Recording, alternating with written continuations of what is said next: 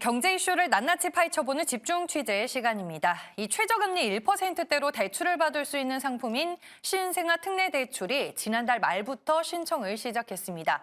시작 일주일 만에 10,000건에 육박하는 신청이 몰리면서 이 초반 흥행에 성공했는데요. 다만 부동산 시장에 주는 영향은 미미하다는 분석이 나오고 있습니다. 어떤 이유 때문인지 오늘 스튜디오에 나와 있는 보도국 취재기자와 얘기 나눠보겠습니다. 김두현 기자, 안녕하세요. 네, 안녕하세요. 네, 2022년 1월 1일 이후 출생한 아이가 있으면 신청이 가능한 이 신생아 특례 대출이 초반에 인기를 끌고 있는데 어느 정도인가요? 네, 신생아 대출은 고금리 시대에 1% 금리로 대출이 가능한 정부 상품으로 큰 주목을 받았습니다. 대출이 개시되자마자 서버가 마비될 정도로 신청이 몰렸는데요. 지난달 29일부터 지난 4일까지 신청된 현황을 보면 총 9,600건이 접수됐습니다. 금액으로 보면 2조 4천억 원 정도가 신청됐습니다. 개인 대출 한도가 5억 원임을 감안하면 대출 초기부터 엄청난 신청이 몰린 것입니다. 구입 자금뿐만 아니라 전세 대출 부분도 총 2,000건, 금액으로는 3,800억 원 정도가 접수됐습니다. 네, 고금리 시대에 2%대 저금리로 대출을 받을 수 있다는 게 큰 이점으로 작용을 하면서 이 신청 건수가 결국에는 많았는데 하지만 이 부동산 시장에 미치는 영향은 좀 미미하다고요. 네, 그렇습니다. 지난해 한시적으로 출시됐던 특례 보금자리론이 부동산 시장에 큰 영향을 끼쳤습니다. 이 때문에 신생아 대특례도 시장에서 이목이 쏠렸는데요. 특례 보금자리론과는 다르게 부동산 시장의 영향은 미미한 것으로 보입니다. 신규 대출보다는 대환 대출의 신청이 집중됐기 때문입니다. 초기 신청된 총 금액은 2조 4천억 원 정도인데요. 이 중 대환 대출은 6,000건, 금액으로는 1조 6천억 원 정도가 신청됐습니다. 금액 기준으로 대환 대출이 차지하는 비중은 65% 수준인데요. 전체에서 절반 넘게 차지했습니다. 그 뒤로는 신규 대출이 20%, 전세 대출이 15%로 집계됐습니다. 네, 이 얘기를 들어보니까 한시적으로 운영됐던 특례 보금자리론은 부동산 시장에 큰 영향을 미쳤는데 신생아 특례는 그렇지 않았다라는 얘기잖아요. 그럼 어떤 이유 때문인가요? 네, 그렇습니다. 특례 보금자리론의 경우는 신규 주택 구입 용도의 대출이 전체의 65%를 차지할 정도로 비중이 상당했습니다.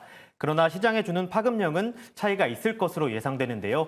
제약이 적었던 특례 보금자리론과는 다르게 신생아 특례는 조건이 너무 까다롭기 때문입니다. 두 상품 모두 DSR을 보지 않는다는 큰 장점이 있습니다. 하지만 소득 기준을 보지 않은 특례 보금자리론에 비해 신생아 특례는 소득에서 순자산까지 제약이 있습니다. 2022년 이후 출생한 자녀와 소득 기준, 순자산 기준까지 맞춰야 하기 때문에 초저금리 상품이라도 해당자가 많지 않기 때문에 집값에 영향이 적다는 분석입니다. 네, 그렇군요. 그리고 개인적인 조건이 되더라도 대출 상품이 적용되는 주택을 찾기가 어렵다고 하던데 이건 어떤 의미인 건가요? 네, 그렇습니다. 신생아 특례에서 이 부분이 큰 비판을 받고 있습니다. 소득과 순자산 기준을 맞추더라도 집값이 너무 높아진 상황에서 해당 주택을 찾기가 쉽지 않다는 것인데요. 9억 원 이하의 아파트면 대출이 가능합니다. 다만 대출 한도가 5억 원까지밖에 나오지를 않습니다. 현재 수도권 아파트 분양가가 경기도 외곽만 해도 기본 5억 원, 광명은 10억 원 내외로 설정이 되고 있는데 대출 한도 5억 원의 집을 구매하기에는 너무 적다는 것입니다.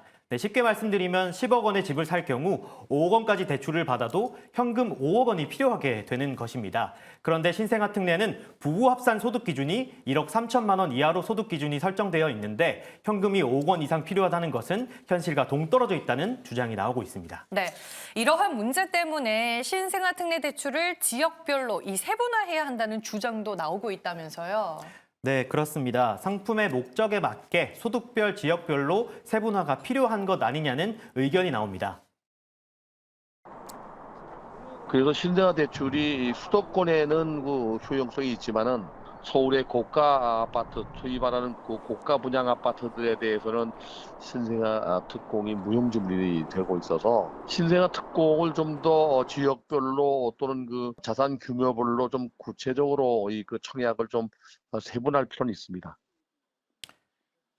네, 또한 출산 장려를 위한 대출 상품인 만큼 자녀가 있을 경우 소득과 순자산 기준의 문턱을 더 낮춰야 된다는 주장도 함께 제기되고 있습니다. 네. 알겠습니다. 어떤 경우가 됐든 출산 장려에 도움이 되는 방향으로 조정이 됐으면 하는 바람이 있습니다. 오늘 집중 취재에서는 이 신생아 특례 대출에 대해서 저희가 자세히 알아봤고요. 김도현 기자와 지금까지 함께했습니다. 오늘 말씀 고맙습니다.